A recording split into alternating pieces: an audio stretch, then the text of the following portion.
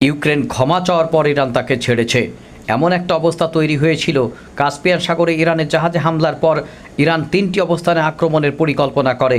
Ukraine কোনোভাবে এটি জানতে পারে, ইরানের কাছে ক্ষমা চায় এবং তারপরেই মূলত হামলাটি বন্ধ করে ইরান। বন্ধুরা, তা না হলে এমন একটা অবস্থা তৈরি হয়েছিল, ইরান এবং রাশিয়া যৌথভাবে ইউক্রেনের উপর হামলা চালিয়ে যাচ্ছিল। বন্ধুরা, এটি হতে যাচ্ছিল এক ত্রিমুখী যুদ্ধ। এই ত্রিমুখী যুদ্ধে ইরান, রাশিয়া এবং ইউক্রেন সম্ভবত জড়িয়ে পড়ত। বন্ধুরা, রাশিয়া প্রচণ্ড রকমের আক্রমণ শুরু করেছে বিভিন্ন ফ্রন্ট লাইনে। এরই মধ্যে আরও গুরুত্বপূর্ণ আক্রমণ তারা শানিয়েছে। ইউক্রেনের অস্ত্রবাহী গোদাম উড়িয়ে দিয়েছে এবং ইউক্রেনের অস্ত্রবাহী ট্রেন উড়িয়ে দিয়েছে।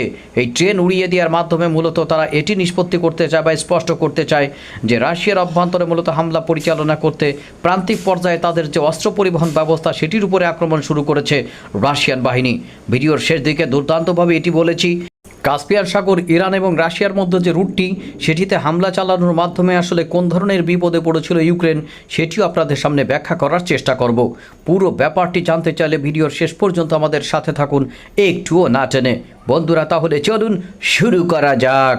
রাশিয়া এবং ইরানের মিথস্ক্রিয়ায় কিভাবে আসলে চাপে পড়তে গিয়েছিল ইউক্রেন, আর কিভাবে ইউক্রেন ভুল বুঝতে পেরে ভয় পেয়ে মূলত শেষ পর্যন্ত ইরানে হামলা থেকে তারা নিয়মিত হামলা থেকে পিছু সরে যায়। আবার কাস্পিয়ান সাগর উন্মুক্ত হয় ইরান এবং রাশিয়ার সমরাস্ত্র বলেন আর বাণিজ্যের জন্য দুর্দান্তভাবে। রাশিয়ার প্রেসিডেন্ট ভ্লাদিমির পুতিন সম্ভবত যতদিন পর্যন্ত তার দাবি পরিপূর্ণভাবে বা তার লক্ষ্য পরিপূর্ণভাবে ইউক্রেনের অভ্যন্তরে অর্জন করতে না পারবে, ততদিন পর্যন্ত লাগাতার এই ধরনের হামলা চালিয়েই যাবে। ইউরোপীয় ইউনিয়ন অনেক আশা দেখিয়েছিল ইউক্রেনকে। সর্বোচ্চ সামরিক শক্তি প্রয়োগের মাধ্যমে মূলত রাশিয়া ইউক্রেনকে চেপে ধরেছে এবং পার্শ্ববর্তী ন্যাটোভুক্ত অঞ্চলের কয়েকটিতে হামলার হুমকি দিয়ে রেখেছিলেন মিস্টার ভ্লাদিমির পুতিন। এর কারণ হচ্ছে তারা এমনভাবে রাশিয়াকে মূলত আক্রমণ করার চেষ্টা করছে, ইউক্রেনের মাধ্যমে মূলত রাশিয়ার স্বাধীনতা সার্বভৌমত্বর 12টা বাজার উপক্রম হয়েছে। ঠিক তখনই পার্শ্ববর্তী দেশসমূহকে এক প্রকার লাল সিগন্যাল টেনে দেয় রাশিয়া। রাশিয়ার স্বাধীনতা সার্বভৌমত্বের প্রতি যদি কোনো আঘাত আসে, তাহলে পরিপূর্ণভাবে বাল্টিক অঞ্চল সহ পোল্যান্ডে আঘাত আনা হবে। এমনকি ন্যাটোর যে সকল দেশসমূহ মূলত ন্যাটোর সাহসী হয়ে রাশিয়ার সাথে লাগার চেষ্টা করছে, তাদেরও 12টা বাজিয়ে দেওয়া হবে। মূলত পুরো ইউরোপ মিলে রাশিয়ার মতো বা রাশিয়ার সাথে বোঝার মতো কোনো শক্তি নেই। আর এরই মধ্যে মিস্টার ভ্লাদিমির পুতিন যে কাহিনী করেছেন, মূলত সেটি ইউক্রেনের জন্য এক মারাত্মক বেদনা হয়ে থাকবে। ইউক্রেন প্রতিনিয়ত রাশিয়ার জ্বালানি অবস্থান লক্ষ্য করে হামলা চালিয়ে যাচ্ছে। মূলত সেটি মিস্টার ভ্লাদিমির পুতিনকে রাগান্বিত করেছে। তাই তারা ইউক্রেনের অভ্যন্তরে পাল্টা জ্বালানি অবস্থান লক্ষ্য করে হামলা চালাচ্ছে এবং ইউক্রেনের বিভিন্ন অঞ্চল লক্ষ্য করে হামলা চালাচ্ছে। আর একটা মূল টার্গেট হচ্ছে ইউক্রেনের প্রান্তিক পর্যায়ে যে সকল সামরিক সমরাস্ত্র পৌঁছে দেওয়ার জন্য তাদের যে সকল ট্রেন স্টেশন এবং মেট্রো স্টেশন থেকে শুরু করে অন্যান্য যে সকল আপনার সমরাস্ত্র পরিবহন হাব এবং সমরাস্ত্রের গোদাম, ড্রোন উৎপাদন কেন্দ্র, এগুলোতে বোমবারের মাধ্যমে বিধ্বংসী ফ্যাপ সিরিজের বোমাগুলো ফেলা হচ্ছে। আর ওদিকে কিয়েভের অভ্যন্তরে মারণ বিধ্বংসী হামলা পরিচালনা করা হয়েছে। আপনারা জানেন, কিয়েভের অভ্যন্তরে এমন ধরনের ক্ষেপণাস্ত্র হামলা চালানো হয়েছে স্মরণকালের ইতিহাসে ভয়াবহ হামলা। আর এই হামলায় শেষ পর্যন্ত 17 জনের মতো তাৎক্ষণিক মারা গেছে এবং আহত হয়েছে অসংখ্য। বন্ধুরা, সেই হামলায় যেটি রেকর্ড হয়েছে, সেই রেকর্ড হচ্ছে একটা ক্ষেপণাস্ত্র ইউক্রেন ইন্টারসেপ্ট করতে পারেনি। পূর্বে একটা ভিডিওর মাধ্যমে আপনাদের এই বিষয়টি জানিয়েছিলাম। নতুন করে আবার যেটি ঘটেছে সেই ব্যাপারটি আপনাদের সামনে শেয়ার করার চেষ্টা করব। মূলত ইউক্রেনের অভ্যন্তরে ইরানও হামলার চেষ্টা করেছিল। ইউক্রেনের 3টি অবস্থানের টার্গেটে রূপান্তরিত করেছিল ইরান।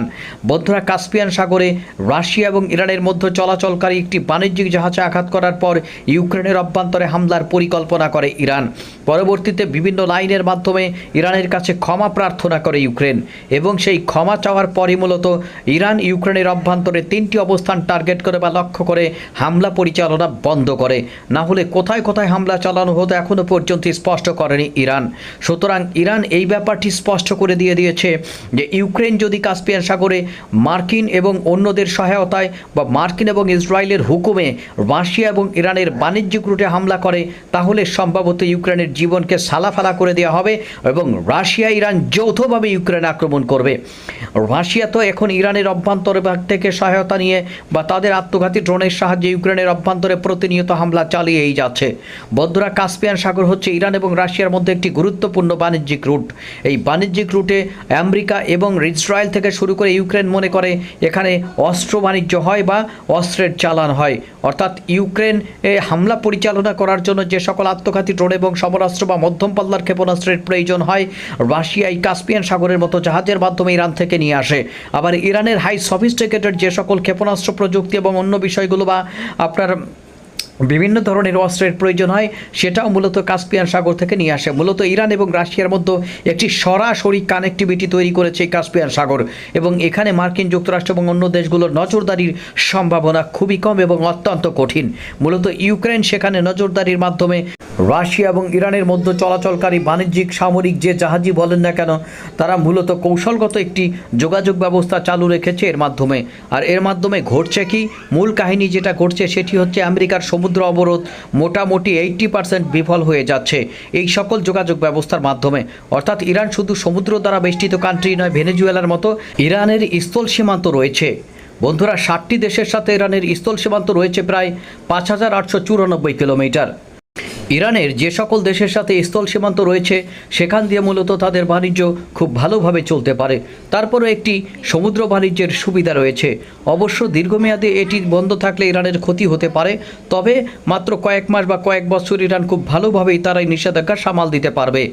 বন্ধুরা, ইরানের সাথে যে সকল দেশের মূলত স্থল সীমান্ত রয়েছে তাদের মধ্যে উল্লেখযোগ্য হলো ইরাক, তুর্কমেনিস্তান, আফগানিস্তান, পাকিস্তান, তুরস্ক, আজারবাইজান এবং আর্মেনিয়া।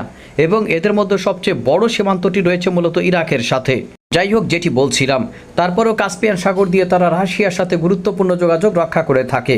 আর এই কাস্পিয়ান সাগর দিয়ে যে হামলা হয়েছিল ইরানের এই জাহাজের উপরে, তারা 3টি জায়গায় হামলার পরিকল্পনা করেছিল।